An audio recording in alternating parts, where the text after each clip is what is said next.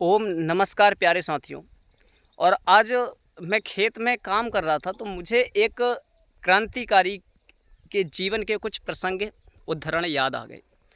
दरअसल बात है कुछ वर्ष पहले जब हमारा देश आज़ाद नहीं हुआ था, अंग्रेज़ों का गुलाम था, तो उस समय एक क्रांतिकारी पंडित राम प्रसाद बिस्मिल, यद्यपि वो जन्म से पंडित नहीं थे लेकिन आर्य समाज संगठन के बहुत बड़े पुरोधा थे, महावीर थे, बलवान थे, क्षत्रिय शिरोमणि थे और ब्रह्मचारी थे।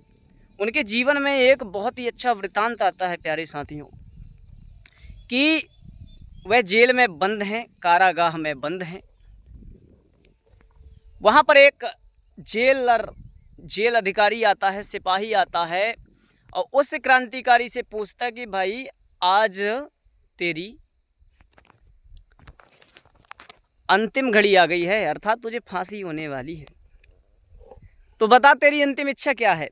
वह क्रांतिकारी उठता है और अपनी मूंछों को ताव देता है और कहता है, सुनो, मेरी अंतिम इच्छा तुम जानना चाहते हो तो मैं चाहता हूं कि मेरी भारत भूमि, मेरे इस अखंड आर्यावर्त राष्ट्र से कि तुम्हारे जो विदेशी, जो पाश्चात्य जो शासन है, ये उखड़ कर निर्मूल हो जाए, धराशाही हो जाए, समाप्त हो जाए।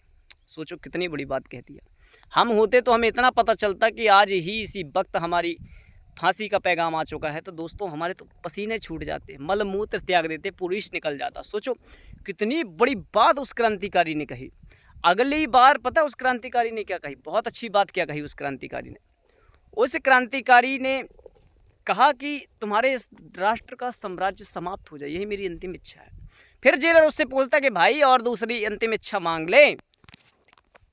तो फिर वो क्रांतिकारी एक और शानदार उत्तर देता कि ठीक है, मुझे यज्ञ हवन इत्यादि करना है, तो उसके लिए घृत चाहिए, समिधा चाहिए, सामग्री चाहिए। तो वो जेलर कहता है कि भाई तुझे भय नहीं लगता? बोला नहीं, मुझे बिल्कुल भय नहीं लगता। वह ब्रह्मचारी क्रांतिकारी राम प्रसाद बिस्मिल यज्ञ करता है, हवन करता है।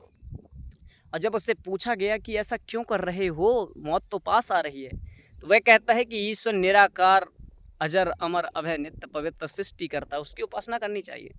और मेरा ईश्वर मुझे प्रेरित करता है, मेरा ईश्वर मुझे प्रेरणा करता है, मेरे ईश्वर का सिद्धांत है।